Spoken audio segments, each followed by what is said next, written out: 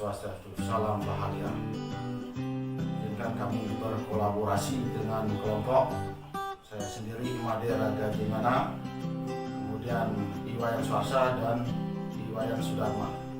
Dalam kelompok ini akan membahas tentang integrasi HOT dalam pembelajaran. Adapun materi yang kami akan sampaikan adalah saya sendiri sebagai kepala sekolah akan melakukan integrasi HOT dengan memberdayakan guru-guru yang ada di sekolah.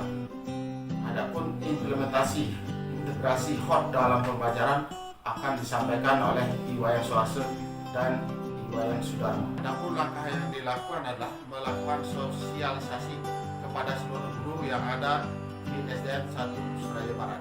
Secara arti kata HOT adalah dari akronim dari bahasa asing, yaitu High Order Thinking Skill, yaitu kemampuan berpikir tingkat tinggi. Ada 6 tingkatan kognitif menurut ranah berpikir taksonomi Bloom, di mana C1 sampai C3 itu adalah merupakan Low Order Thinking Skill yang terdiri dari mengingat, mengambil pengetahuan yang relevan dari ingatan, memahami, membangun arti dari proses pembelajaran termasuk komunikasi, lisan, tertulis, dan gambar, menerapkan, melakukan, atau menggunakan prosedur di dalam situasi yang tidak biasa. Kemudian C4 sampai C6 adalah HOT, di mana HOT itu adalah High Order Thinking Skill yang terdiri dari menganalisis, yaitu memecahkan materi ke dalam bagian-bagian dan menentukan bagaimana bagian-bagian itu terhubung antar bagian dan struktur atau tujuan keseluruhan. Menilai, membuat pertimbangan berdasarkan kriteria atau standar.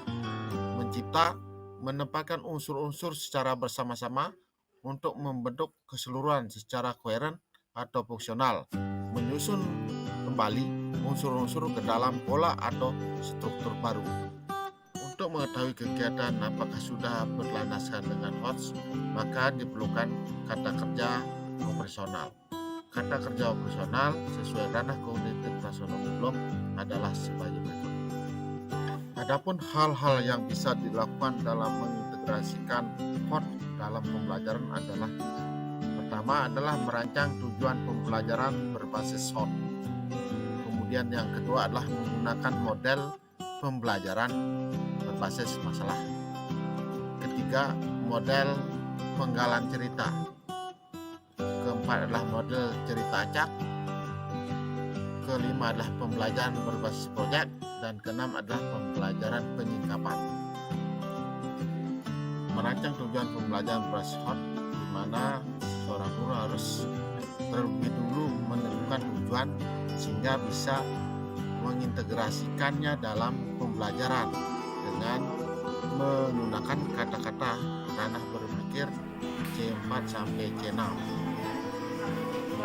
Penggunaan model pembelajaran berbasis masalah.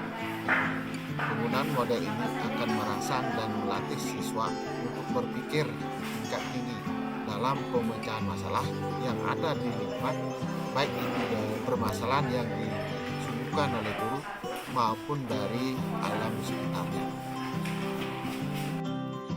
Model penggalan cerita.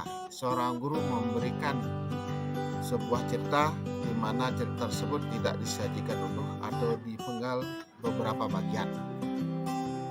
Dalam hal ini, siswa akan melatih diri dalam menafsirkan cerita selanjutnya dan juga membuat ide baru dalam cerita tersebut. Kemudian juga bisa menggunakan model cerita acak, di mana seorang guru akan memberikan beberapa cerita yang tidak tersusun secara urut. Dalam hal ini, siswa akan melatih untuk mengurutkan bagian-bagian cerita yang telah diacak sehingga mereka bisa melatih cara berpikir, mengurutkan, dan menyimpulkan. Pembelajaran berbasis proyek. Pembelajaran berbasis proyek ini adalah siswa diberikan untuk menyelesaikan suatu proyek, pembuatan suatu karya, baik itu secara kelompok maupun individu. dalam membuat proyek ini tentu ada hambatan dan tantangan dan permasalahan juga, sehingga dalam menghadapi tersebut siswa akan melatih diri untuk berpikir menyelesaikan permasalahan yang ada pada proses pembuatan proyek tersebut. Dan terakhir adalah pembelajaran penyingkapan. Pembelajaran penyingkapan ini hampir sama dengan pembelajaran berbasis masalah, namun pembelajaran penyingkapan adalah menyingkapkan suatu rahasia yang terjadi dalam suatu kejadian, apa yang melatar belakangi dan kejadian apa yang menyebabkan peristiwa tersebut terjadi, sehingga siswa bisa berpikir secara kritis untuk menyingkapkan kejadian tersebut dan berpikir secara high order thinking atau melatih diri untuk berpikir aras tinggi. Nilai seninya ada, digantung berjejer, bisa juga dipakai untuk tanaman yang ditempel-tempel di kelas atau di luar kelas. Itu yang bisa menyampaikan mengenai bagaimana dari sampah ya.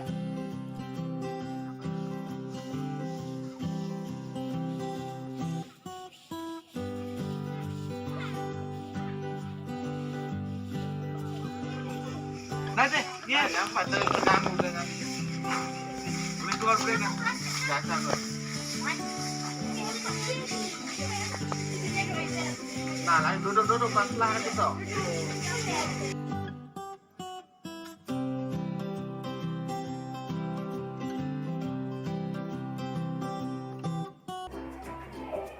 Selamat pagi anak-anak.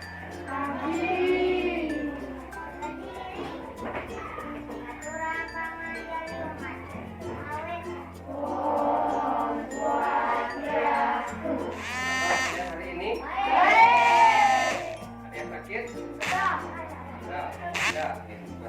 Datang ya, tidak ada. Lalu bisa kok. Ada hari ini kita akan kembali belajar. Ada yang suka cerita? Semuanya. Coba cerita apa yang pernah kalian dengar atau kalian tonton, kalian baca? Cerita apa? Kancil, buaya, laga warna, lagi? Batu belah, Nyi Roro Kidul, banyak ya. Nah, hari ini Bapak juga akan mengajak kalian untuk membaca cerita dan juga menonton video cerita. Kalian suka video cerita? Nah, untuk itu hari ini kita akan belajar tentang cerita. Dan nanti kalian setelah menonton cerita, nanti kalian bisa menyimpulkan isi cerita. Kemudian kalian bisa memahami tokoh, watak-watak tokohnya. Kemudian kalian juga bisa memahami apa amanat yang ingin disampaikan dalam cerita, serta apa ekosistem yang ada di hutan, rantai makanan. Itu nanti tujuan pembelajaran kita hari ini.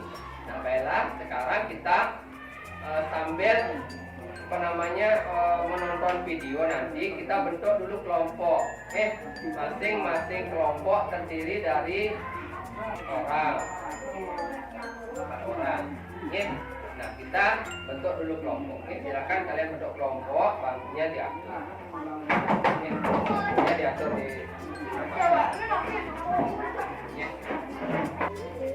tadi kan kalian sudah bentuk kelompok. Nah, sekarang Bapak bagikan.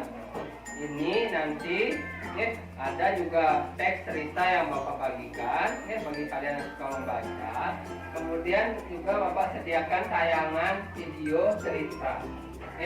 Bebas nanti kalian tonton videonya, atau kalian belum paham isinya, kalian baca lagi teksnya. Ini kan masing-masing kelompok Bapak juga bagikan teks ceritanya. Ini yang merasa Teks ceritanya,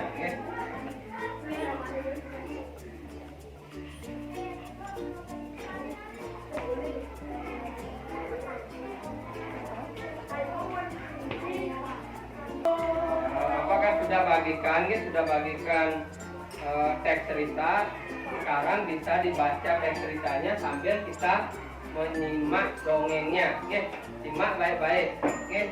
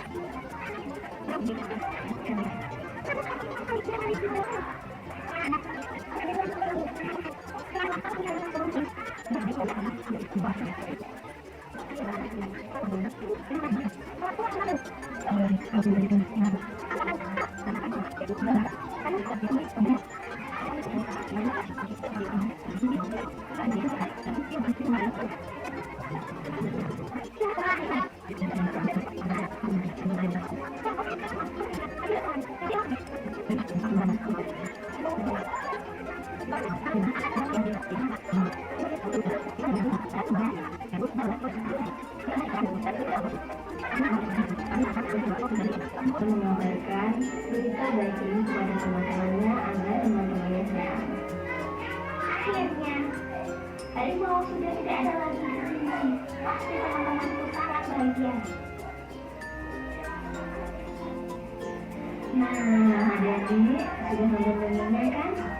Itu tadi ceritanya. Oke. Cerita ini adalah cerita harimau yang sombong. Nah, kenapa disebut sombong? Kan kalian sudah simak ceritanya. Oke,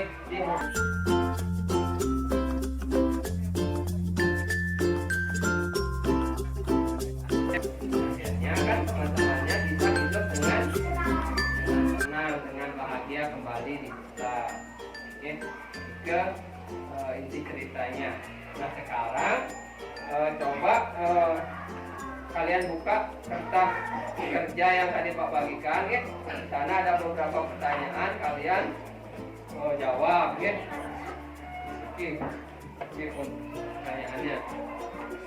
Oke, kalian jawab pertanyaannya itu, ya. Nah, ada beberapa pertanyaan di dalam lembar kerja tersebut. Oke, yang pertama adalah kalian nanti menceritakan amanat atau pesan yang ingin disampaikan dalam cerita. Oke, tadi kan kalian sudah menyimak cerita. Coba sekarang pikirkan, diskusikan dalam kelompok apa sih amanat yang ingin disampaikan dalam cerita. Oke, nah kemudian yang kedua nanti kalian bisa membuat jaring-jaring makanan. Oke, jaring-jaring makanan yang ada di dalam hutan.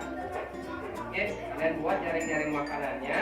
Kemudian kalian juga bisa nanti menentukan apa karakter-karakter tokoh yang ada di dalam cerita. Jadi silakan diskusikan dalam kelompok. Boleh dibuat dulu orang-orangnya. Nanti kalian ke depan masing-masing kelompok mewakili. Oke, bagaimana, mengerti? Oke, bagus. Nah, silakan sekarang kalian diskusi dalam kelompoknya, ya. Diskusikan, sama-sama berpendapat, ya. Bagaimana supaya kalian bisa berpendapat terkait dengan cerita yang kalian baca, ya. Sambil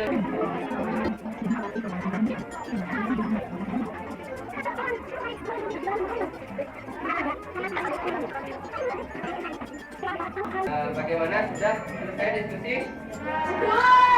Sekarang kalian ke depan satu persatu, ya, masing kelompok nanti menyampaikan hasil diskusinya.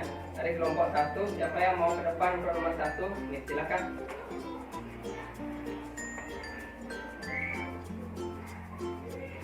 Silakan, ya.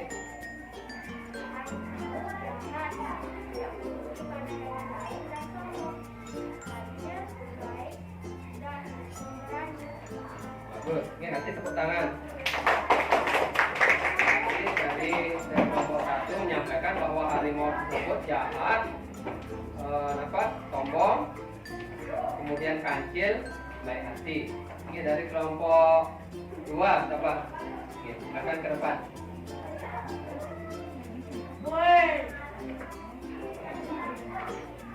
Harimau jahat dan tidak peduli dengan hewan lainnya.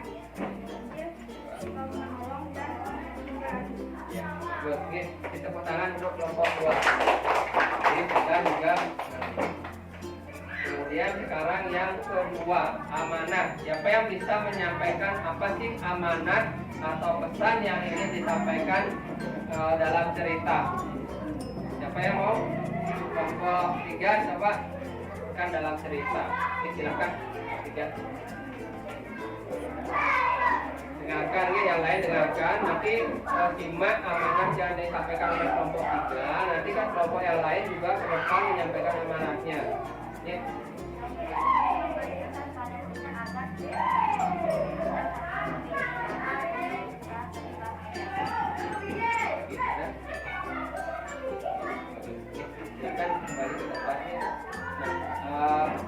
Tadi kelompok 3 menyampaikan bahwa cerita ini memberi amanat bahwa kita tidak boleh sombong dan harus mempunyai pikiran yang cerdik agar bisa selalu selamat. Dari kelompok lain dari sini bisa kesimpulan.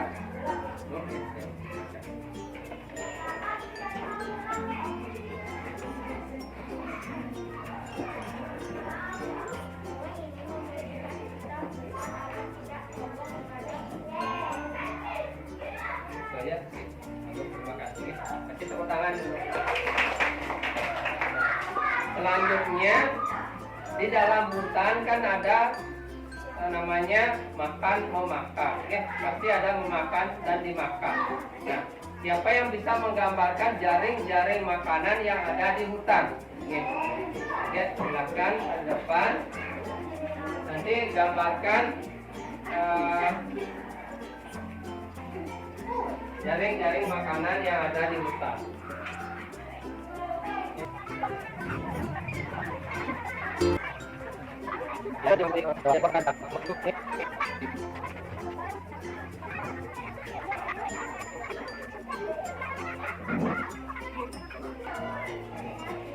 Ya, silahkan duduk.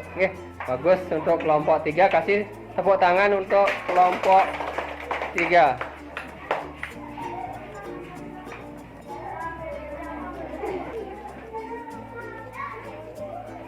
Tadi jaring-jaring makanan. Nah, sekarang pertanyaan terakhir dari lembar kerja yang sudah Pak bagikan adalah siapa yang mau ke depan untuk menyampaikan hewan yang mana termasuk herbivora dan yang mana termasuk karnivora di dalam cerita kancil ini yang ada di hutan. Yang 3 anak lagi sekali. Oke, nah, silakan ke depan, ya. Kancil, monyet, kelinci, dan sebagainya. Dan hewan pemakan daging adalah harimau, seperti beruang kutub, dan lain sebagainya. Terima kasih. Kasih tepuk tangan.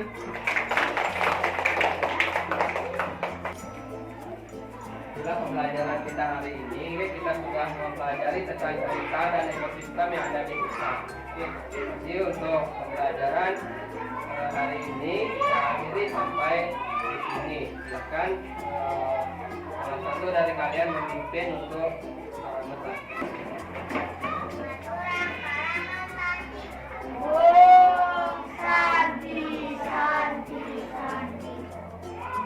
Hari ini saya belajar tentang dongeng cerita Pusing, analisis pesan dan amanat karakter tokoh, ekosistem, dan